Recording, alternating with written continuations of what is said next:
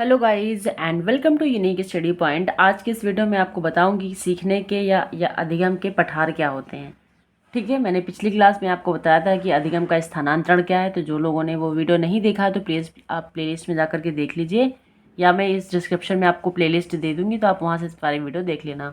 ठीक है, तो सबसे पहले शुरुआत करेंगे हम सीखना। जैसे कि मैंने आपको आप जो पिछली 2 क्लासें हुई थी उसमें बताया था कि अधिगम क्या है, अधिगम के नियम क्या हैं, अधिगम के कौन कौन से नियम होते हैं, प्राथमिक नियम कौन है, गौड़ नियम कितने होते हैं, अभ्यास, तत्परता और प्रभाव का नियम किस नियम के अंतर्गत आते हैं। तो ये सारे नियम मैंने आपको पिछली क्लासों में बताए थे। तो मैं आपको डिस्क्रिप्शन में आपको प्लेलिस्ट दे दूंगी, तो आप वहाँ से देख लेंगे। ओके, चलिए देखते हैं कि अधिगम यानी कि सीखने के पठार क्या होते हैं। देखिए, पहले सबसे पहले इस पठार का मतलब जाने कि सीखने में पठार कहाँ से आता है, ये जब पठार की स्थिति कब पैदा होती है। तो यानी कि जब कोई बच्चा है, या हम अपने आप से भी कंपैरिजन कर सकते हैं कि कोई बच्चा है, यदि वो सीखता है कोई चीज़ें, लेकिन अचानक उसके सीखने में क्या हो जाती है, एकदम से रुकावट आ जाती है, उसका जो सीखना एकदम स्टॉप हो जाता है। यानी कि उसके सीखने में जो रुकावट एकदम से आ जाती है, एकदम बंद हो जाता है सीखना, तो उसको हम क्या कहते हैं, उस स्थिति को हम पठार कहते हैं। यानी कि सीखने की प्रक्रिया में एकदम से क्या हो जाना, रुकावट आ जाना। लेकिन आपको सीखने के पठार और सीखने के वक्र में थोड़ा सा कन्फ्यूजन हो रहा हो तो मैं आपको अलग अलग डिफाइन कर दूंगी। आज की इस क्लास में आपको सीखने के पठार बताऊंगी, अगली क्लास में आपको सीखने के वक्र के बारे में बताऊंगी। लेकिन मैं आपको बता दूं कि सीखने में एकदम से रुकावट आ जाना वो अधिगम का पठार है। लेकिन अधिगम के वक्र क्या होता है, अधिगम का वक्र यानी कि एक स्केल होता है, एक ग्राफ होता है। किसी का कभी घटता है, कभी बढ़ता है, कभी फिर बढ़ता है, फिर घटता है, फिर घटता है, बढ़ता है, फिर घटता है। तो यानी कि घटना, ये जो वक्र होता है ये क्या होता है, कभी सीखने की प्रक्रिया घटती बढ़ती घटती बढ़ती रहती है, तो इसको हम वक्र कहते हैं। लेकिन सीखने की जो प्रक्रिया में एकदम एकदम स्टॉप ले ले यहाँ पर, इसके बाद ना वो नीचे आए ना ऊपर जाए, तो उसको हम पठार कहते हैं। और ऊपर नीचे की बढ़ने की प्रक्रिया वक्र कहलाती है। आई होप कि आपको समझ में आ गया होगा कि वक्र क्या है और पठार क्या है। वक्र यानी क्या होता है, सीखने की प्रक्रिया में उतार चढ़ाव होना। कभी कभी ज़्यादा सीखने की वृद्धि की जो दर है जो कभी ज़्यादा होगी कभी कम होगी। लेकिन पठार में एकदम से रुकावट आ जाना, स्टॉप हो जाना। चलिए परिभाषा से हम देख लेते हैं। स्किनर के अनुसार क्या है, पठार क्षैतिज प्रसार है जिसमें उन्नति का बोध होता है। बिल्कुल, पठार क्या है, क्षैतिज है। ठीक है, जिसमें क्या होता है, उन्नति का बोध होता है कि उन्नति हो रही कि नहीं हो रही। इन्होंने किसने कहा है, स्किनर ने कहा है। सोरेनसन के अनुसार क्या है कि उन्होंने क्या कहा है कि सीखने की अवधि में पठार कुछ महीने, कुछ दिन, कुछ सप्ताह तथा कुछ अवधि तक रहता है। यानी कि ये नहीं कि जो सीखने की जो प्रगति है, ये सीखने की जो वृद्धि एकदम से रुक जाए। एक हफ्ते के लिए या एक महीने के लिए या कुछ अवधि तक ही रहता है। इसके बाद वो सीखने की वृद्धि क्या हो जाती है, वो क्या हो जाती है, ये तो बढ़ने लगती है, या फिर जैसे पहले थी वैसे रहने लगती है। ठीक है, तो यानी पठार क्या है, सीखने की जो वृद्धि है या सीखने की जो गति है उसमें रुकावट आ जाना, एकदम से उसकी प्रगति ना होना, वो पठार कहलाता है। और सीखने का वक्र क्या है, यानी कि जो स्केल है, सीखने का स्केल।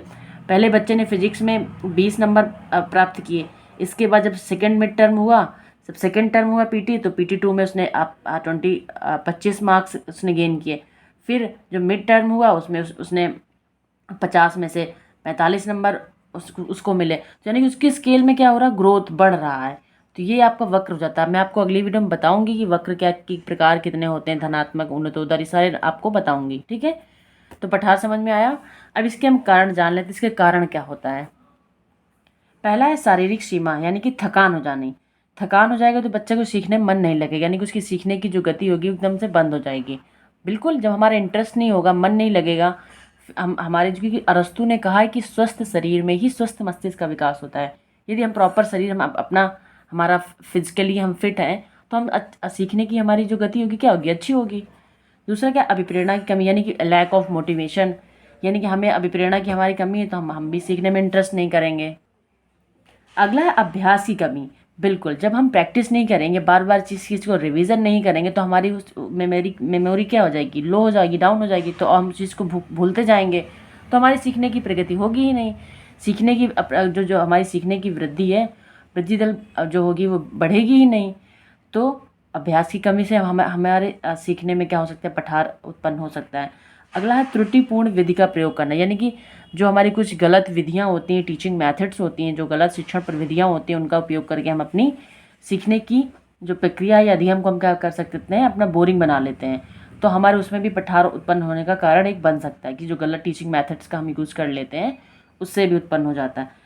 परिपक्वता की कमी यानी लैक ऑफ मेच्योरिटी, यानी कि हमारे अंदर मेच्योरिटी नहीं है, तो उससे हमें क्या हो जाएगा, सीखने में हमारी वृद्धि नहीं होगी और हम क्या हो जाएंगे, सीख नहीं पाएंगे। अब इसके कुछ दूर करने के कारण क्या क्या हैं कि हम पठार को कैसे दूर कर सकते हैं, इसका उपाय क्या है। पहला है अभिप्रेत करके, यदि कोई बच्चा की कोई सीखने में उसका इंटरेस्ट नहीं है, उसकी वृद्धि स्केल यानी कि जो इसका ग्रोथ स्केल है वो बढ़ नहीं रहा है, सीखने का लर्निंग का जो ग्रोथ स्केल है वो नहीं बढ़ रहा है, तो उसको हम क्या करेंगे, मोटिवेट करेंगे। उसको मोटिवेट करके हम उसको अभिप्रेरित करेंगे कि आप ऐसा काम कर सकते हैं, आपको ये काम करना चाहिए, ये अच्छा है, कर सकते हैं, तो वो क्या करेगा, करेगा। अगला है विषय वस्तु को रुचिकर बनाकर, यानी कि कंटेंट को या सब्जेक्ट को हम इंटरेस्टिंग बना करके उस बच्चे को उस पर इंटरेस्ट ला करके उसको हम क्या बना सकते हैं, उसको मतलब क्या बोल रहे हैं आपकी भाषा में कि जब वो बच्चा इंटरेस्टिंग से उस सब्जेक्ट को पढ़ेगा तो उसमें क्या होगा, रुकावटें नहीं आएंगी, तो पठार उत्पन्न होगा ही नहीं।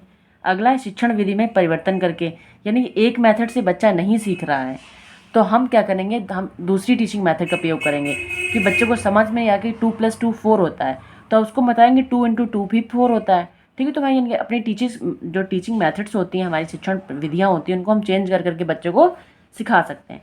तो आई होप आपको समझ में आया होगा कि ये सीखने का पठार क्या है, यानी कि सीखने का पठार या अधिगम का पठार एक ही बात है। ठीक है, तो आप चाहें तो आप इसका स्क्रीनशॉट ले सकते हैं। Thank you so much for watching this video. Video अच्छी लगे तो लाइक करें। Thank you so much for watching this video. Thank you so much.